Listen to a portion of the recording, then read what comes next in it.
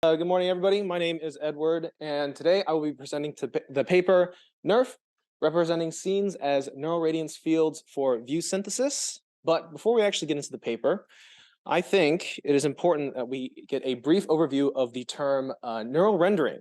So before we get into neural rendering, let's talk about the simple task of generating an image. So when we're in computer graphics land, if we want to generate an image, we use the light transport equation. We have a scene description and we know the things that are in the scene, and we have properties of the materials of the objects in the scene, and we render each pixel using the light transport equation, which gets an accumulated color along a camera ray based on like the amount of light energy that is reflected towards that specific pixel. We populate all those pixels and we end up with an image.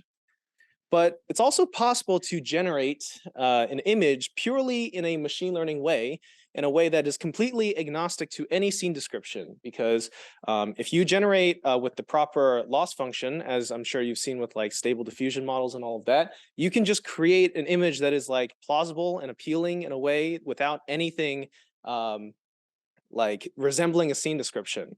So the idea behind neural rendering is, what if we took the best of both worlds in a way that we have the generalizability of machine learning, but also sort of the more grounded physical aspects of computer graphics. And in order to talk about that, we got to review MLPs and not My Little Pony. I'm talking about multi-level perceptrons. And this is probably like the third or fifth time you've heard about MLPs this semester, so I'm not going to whip out the 3 brown, 1 blue slide deck. Instead, I'm going to talk about baby math, because the multi-level perceptron stems from the linear equation, which is y equals mx plus b. We all know this. We've known this for forever. But the idea is, what if we made the dimensions of the input arbitrary? And what if we also made the dimensions of the output arbitrary as well, and modified the m and the b term so that the math all checks out? Well, what we end up with are matrices, which now can be christened as weight and bias.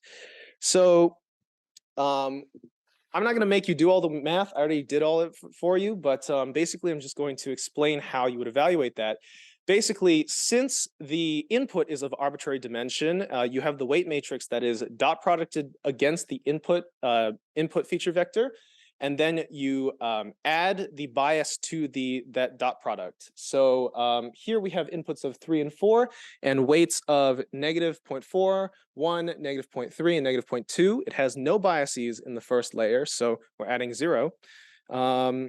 So we evaluate, and then because this is a multi-level perceptron, at each layer we have an activation function. In this case, it's ReLU, which just checks whether or not that evaluation is less than 0. If it is less than 0, then it outputs 0, and that data ceases to flow through the rest of the system.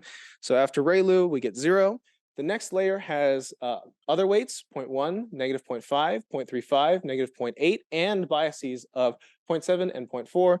So the data flows through. We get the dot product as well as the added of the bias, and we end up with our output. Since this is a binary classifier in like a very stylized version, we apply softmax to make sure everything is between 1 and 0.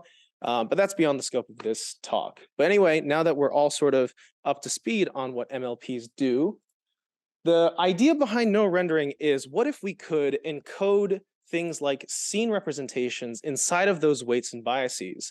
And that is the crux behind neural rendering. And there has been lots of prior art in this field. In terms of what to learn, that's like sort of the big question. Some people have tried to learn the sign distance function. A reminder, sign distance functions are, if you input some sort of position, it will tell you the distance that you are from like the surface of an implicit surface inside of a scene. Others have tried learning 3D occupancy fields to see if voxels within a given area are populated, and some have actually tried learning the actual positions of vertices by reprojecting them onto ground truths. But all of them have limitations. The thing with learning SDFs is it's limited to very simple geometry. They did get like the rabbit working, but that's sort of the extent of it. They, in terms of learning 3D occupancy fields, because it's discrete, the amount of information stored is, computationally prohibitive. And in terms of reprojecting learned meshes, it requires a ground truth, which sort of defeats the whole purpose. So it does work, but it's also very computationally heavy. So finally, we get to NeRFs. So NeRFs, instead of learning all those other things, they learn a volumetric radiance field representation of a scene. And we will expand upon this, but this was a paper published in 2020. And before we get into it, let's take a look at the team. We have a bunch of Berkeley students. All of them are advised by Ren Ng at Berkeley, who previously was a founder of a company called Lytro that sold light field cameras. It's an interesting side story to look into. But if we actually look at the team now, you can see that 2 out of 3 of the PhD students now work at Google Research under John Barron. And as far as I can tell, most of the brain power behind this stems from John Barron. So credit where credit is due. Thanks, John.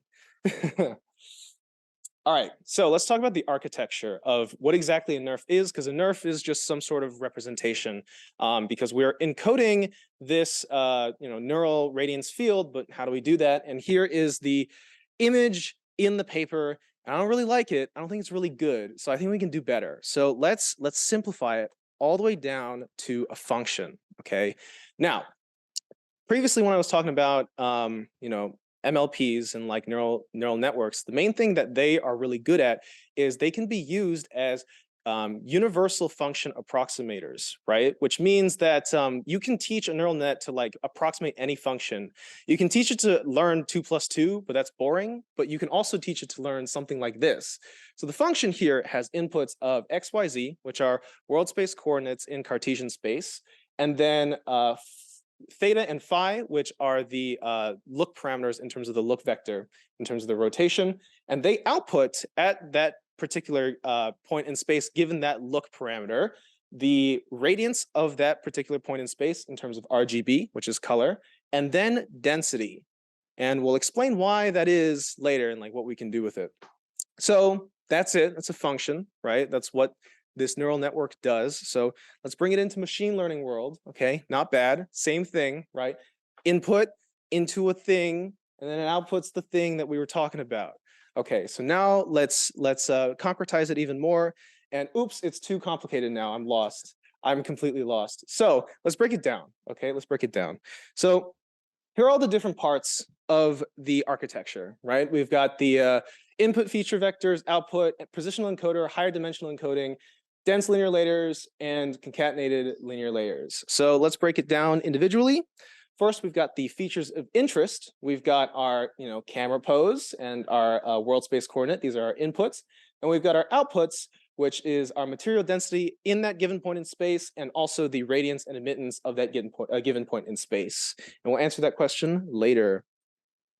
Next, the positional encoder. So what is a positional encoder? Well, it is a function that takes in a feature vector of arbitrary length. And what it does is for each element in that feature vector, it expands it into like this longer thing, right? And it raises it to a higher dimensional encoding. In this case, the specific positional encoder that they chose is you do sine of 2 to the some power pi, and then that element of the feature vector. And you do the cosine one, and you do like the sine and cosine ones from the powers 0 to L-1. And the paper does not explain why they chose this one. In fact, they don't even know why this is necessary, but it is necessary, and I'm going to show you why. Yeah. Is without the positional encoding and raising it to the higher dimensional representation, the results don't converge. And as a result, by adding these for each of the inputs, the world space coordinate positional encoders set L to 10, which means that they'll go from powers 0 to 9. And then for positional encodings of the camera view parameters, it'll go L equals 4, so it'll go from 0 to 3. And then finally, we have our old friend, dense linear layers. We went over this. And the concatenated layer basically is taking the only concatenated layers in this entire architecture, take the higher dimensional encoding of whatever parameter, and each individual element is concatenated as another element inside of that linear layer. So instead of our standard 256 cell dense linear layer, we end up having like that positional encoding, which ends up to be 256 plus parentheses 2L times length of P. That's like how long it is. So that's what all that is. And now that we have each of the different parts, we can sort of go through this and like better understand it. So first thing to note is that the inputs are not put in continuously. The first input we actually have is just the world space coordinates. Then we put them into a positional encoder and raise them to a higher dimension based on L equals 10. That encoding goes through four dense layers of size 256, and that goes into a concatenated layer, which also has 256 standard cells and the positional encoding of the world space coordinates again. That's encoded, and then that concatenated layer goes into another 256 layer, and here the outputs split. So one branch splits off and just predicts density, period. And the other one splits off and goes into another concatenated dense linear layer, this time concatenated with the look vector positional encoding instead of the world space positional encoding. That concatenated layer goes into 128 linear dense layer, and then that finally predicts the RGB radiance. Now, first question is, why the encoding with the positional encoding in terms of the concatenation in the middle of the architecture? And the answer is they didn't really say. Main thing is another neural net thing in terms of learning sign distance functions use the same thing, so they just decided to use the same thing as well because that yielded pretty good results. The next thing, sorry? They needed to increase the number of degrees of freedom in the network, the number of weights to capture those fine details. Right. Yeah. So the next thing, though, is why the split in terms of the outputs. And intuitively, the main reason here is that the density needs to be view agnostic, right? When you look at an object, it doesn't matter where you look at it from, the density of that object remains the same. So it makes no sense for like some representation of the look vector to be an input in terms of what you're predicting that density to be, which is why it splits off before the second path brings in the encoding of the look vector into that layer, and then that percolates down in terms of predicting the actual emittance and radiance of that particular space, because those things can be look dependent based on how the scene is lit. And there's like a graphic explaining why that's the case. Okay, so we're done, except we're not, because I still don't have an image. I just have a big, like a bunch of parameters. Like, what am I supposed to do with this? Well, let's take a look at like what this function that we have been approximating actually allows us to do. Well, it gives us material density, and it gives us radiance and emittance at a given point in space. So using these things, what we can actually do is we can render our scene using classical volumetric rendering techniques, which I will explain in the next slide. So here's a crash course on it. So main thing is that C here is color given a ray, and given a ray, it is an integral in terms of this weighted this weighted sum of elements, T being the probability or PDF of the ray terminating there, as in how deep the ray penetrates into the mass, sigma being the predicted density at that particular area, and C being the predicted color or admittance at that particular area. And since we're computer scientists, that's not really an integral, it's a sum, right? So that's just the discretized version of it. And what this allows us to do is for every single pixel in our image, we are able to shoot out rays, and along those rays, evaluate for each of those rays the NeRF and get a sample of colors and densities and probabilities, and use those to get our weighted sum of colors weighted by probabilities and densities, and end up with colors per pixel. Thus, we end up with basic volumetric rendering. And this allows us to actually train our NeRF. So now that we have the architecture, we evaluate the architecture per pixel, bunch of samples per pixel. We turn that into an image. We take that predicted image and we take the evaluate the loss function with respect to a ground truth. And then since that is a differentiable equation, we find the gradient of that and we step downwards to towards a local minima, hopefully so that we end up with images that converge towards the ground truth by updating the weights and biases inside of our architecture. But in this case, since this is a NeRF, it's not just against one ground truth, it's against like 20 to like 62 ground truths across all these different like camera look vectors.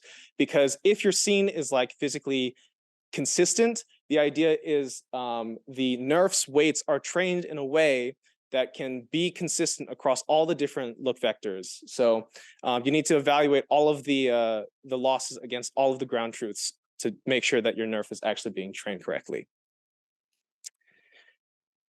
Whew. All right, so here are results. They're okay.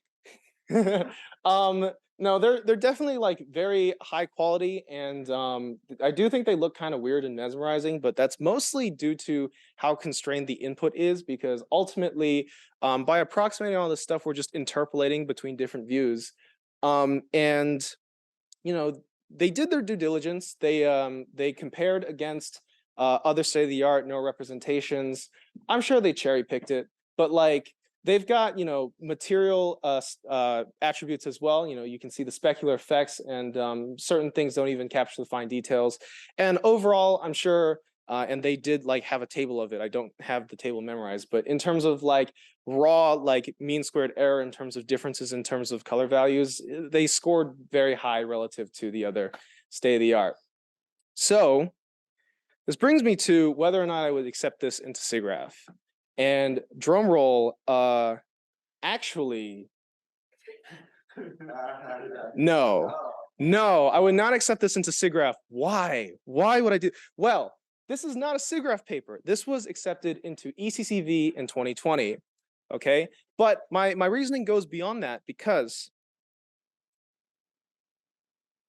if we take a look at the technical talk like sessions that you could submit to in 2020 in terms of SIGGRAPH, they didn't have a single, oh, it's blocked, but they didn't have a single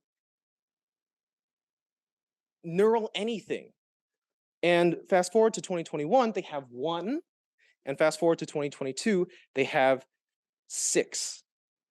So at that point, there just like wasn't really a place in SIGGRAPH for NeRFs, but now NeRFs are super hot and they're all over the place. So this brings me to my questions for the authors, and this became very difficult. And why? Because the field is moving super fast right now. So I had some initial questions, right? Like, how could we generalize this to animated scenes? They talked about like static scenes, right? How can we reduce the scale from like 20s to 62 like input images to something more manageable? How could we reduce like computational load? How could we relight the scene? And the issue with that is because it's moving so quickly, the answer is probably, there is an answer for that. Go read that paper, and then you'll have more questions, and that's your actual question. So there's actually this really nice Git repo with all the like big things happening in NeRF right now. It's called Awesome Neural Radiance Fields, and it's got all the different things in there. There's like faster inference and faster training. Those are like my questions, right? In terms of generalization, it's also there. So if you're interested, you can check out that link. You can just Google it as well. But therefore, this arrives at our conclusion. Basically, in summary, NeRFs learn volumetric radiance fields as a representation of their scenes, and as a result of like divorcing from discrete representations, and also other things such as like based on meshes or sign distance functions, was actually able to achieve very good results. But that was only the beginning, and there are lots of other ways to manipulate this, because ultimately the infrastructure is pretty simple, right? If we boil it down, it's just a bunch of multi-layer perceptrons stacked on top of each other with some information added or subtracted to make sure that logically the information flows. But now it's all over the place, and we'll really see whether or not it is a flash in the pan, or if it like actually turns into something that becomes super commonplace and useful. And that's it. Thank you.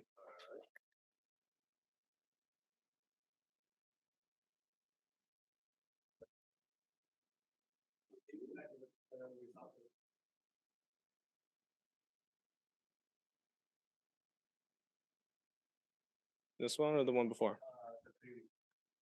Yeah. Do you know how long did it take to render the language?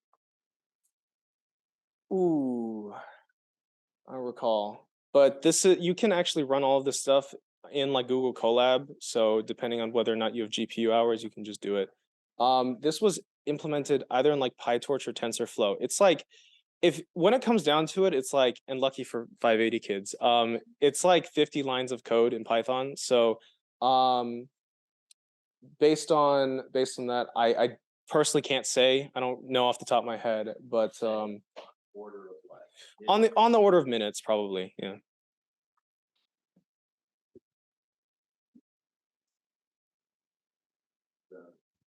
Alex.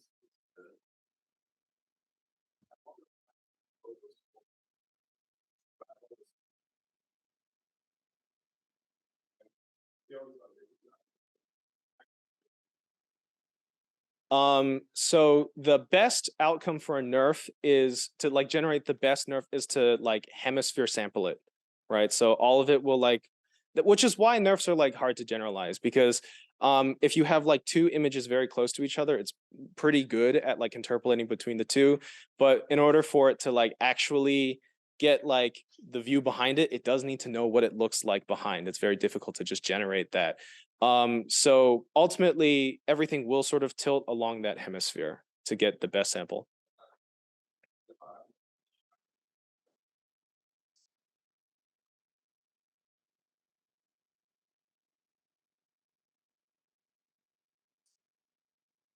Aspect ratio.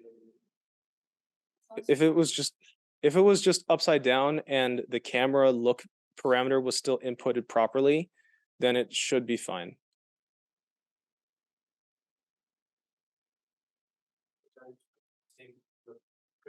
Memory on their hours later. Oh, really? Okay. But then you put it to view and it's 5 minutes. Right. Yeah, exactly. Yeah. And my question is, what's the current obstacle you see to actually export this kind of new techniques to games VR or except the Windows people? Well, I mean, the main thing is it's really difficult to generalize it, right? For each individual asset, you would need to create a NeRF for it. And then that NeRF like would need to be evaluated on the fly each time that you wanted, like per frame, in order to generate it. And if you're creating virtual assets for like a game, what's the point of making it a NeRF when you already have the full virtual asset, right? Like you could make a NeRF of it, and probably a pretty good one, because you can just generate all the novel views that you want, but you already have the asset, so it's sort of not worth it right now. You have to have another part of the network that handles lighting. So that could accommodate that. Yeah, there are extensions of like relightable NeRFs as well, which that's beyond the scope of this talk, but yeah, it's, yeah. Can you bake down the NeRF representation into something like an SDF or a triangle mesh so that it is fast? Because I think this is very useful to create like an accurate reconstruction of objects in the real world. But can you make it down into a form that is fast for video games? Yeah, so this is great for like real to sim, right? And there are definitely techniques to like turn a NeRF into a mesh or a point cloud. So those exist, but that extra compute, does exist. It's not like inherently you can just import a mesh into import a NeRF like into like Maya and like mess around with it, right? So there needs to be some like middleman step where it converts, which is a big topic in terms of all that real to sim stuff. If you already had all those camera views, create 25 directly from that. Right. Yeah, which is sort of why like this NeRF thing, it's like there's a lot of hype around it, right? But the real like whether or not it like actually amounts to anything remains to be seen, because like sort of just like tangent with Ren Ng's like light field camera. The light field camera allowed you to edit like depth of field after you took the picture, and that was really groundbreaking. The thing is like software beat the hardware, right? Because like we just use portrait mode and that's all software, right? So just because something is cool and like there's a lot of hype around it doesn't mean it really like wins in the end. So NeRF still remains to be seen, and there's lots of like edge cases to be checked right now, which is why it's so hot. So yeah. So if you go back to the input for the NeRF, specifically for the camera, the model only takes like phi and theta. So if it's a spherical camera, why doesn't it like take the radius? Is it actually sort of like an limitation? So it's based on the Z, like Z is given, right, as like the ground truth. So if phi and theta are 0, it's just like positive Z, right? But in order so therefore like the change in that will determine where the camera vector and how that deviates from like base like unit Z. Isn't that at a particular point? That's the new vector at a particular point. That's what I see. It's with respect to like the world space coordinates that have already been established where like the XYZ have been. Right, yeah. Mm-hmm.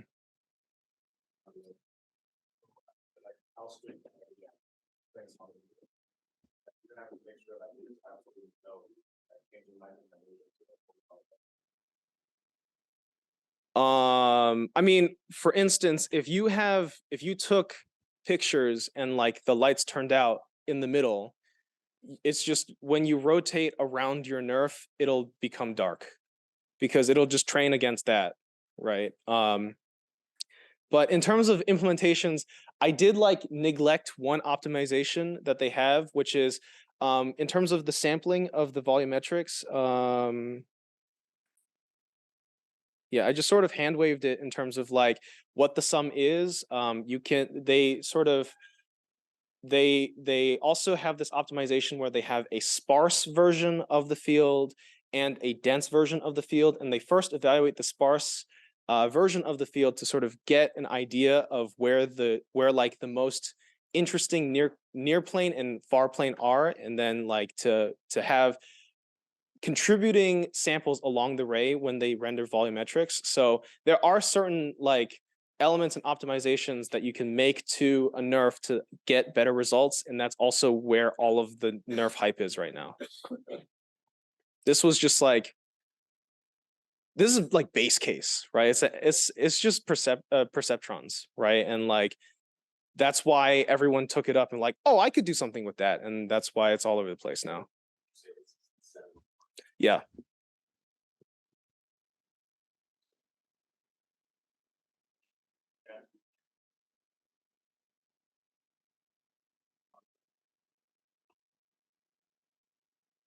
Say again? So we can actually control the FOV of the output, Yes, because we already have like a scene representation, right? It's not a mesh, it's a volumetric, but like since we have the volumetric, you know, we in 561 we already did like the raycast, and like you already know per pixel like what the directions would be and like what the world space coordinates would be. So yeah, once you already have the scene representation, you can do whatever you want with it.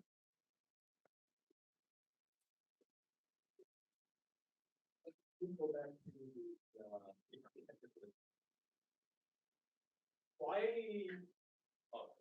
Yeah, okay. Yeah. I don't know if this was like, why did we have the decision input twice? So the paper itself does not say. It says it's like taking a note from deep SDF, which did that previously, but Professor Lane said it was to increase like the dimensionality to like capture more finite details. And like the details are like noticeable. There's like one result where it's like the rib cage of a T-Rex, and like most people can't, most approaches can't like capture the little like slits between the ribs, right? But like by increasing the dimensionality and also like how deep it is, it allows to like capture more finite details.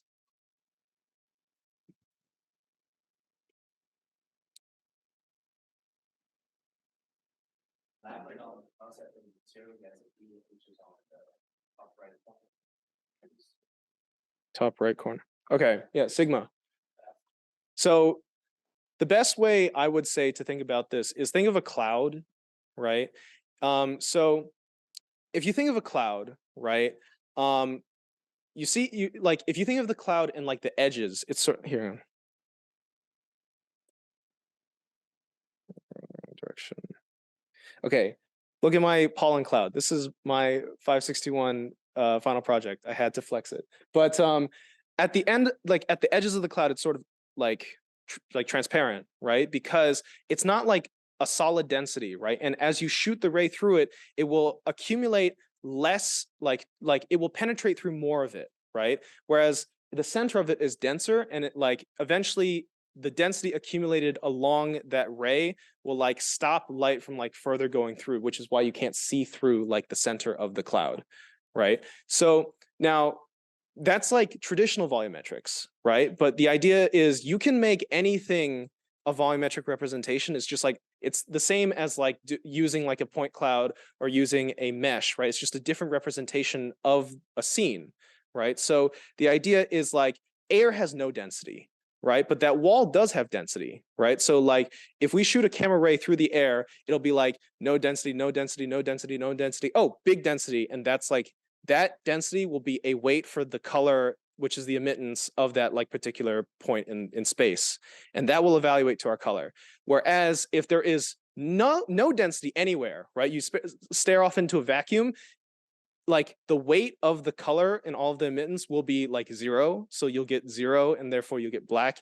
And if you stare into the void of space, the void stares back and it's also dark. So yeah. So it's in effect approximately. Yeah. All right, that's it for today. Thank you, everyone.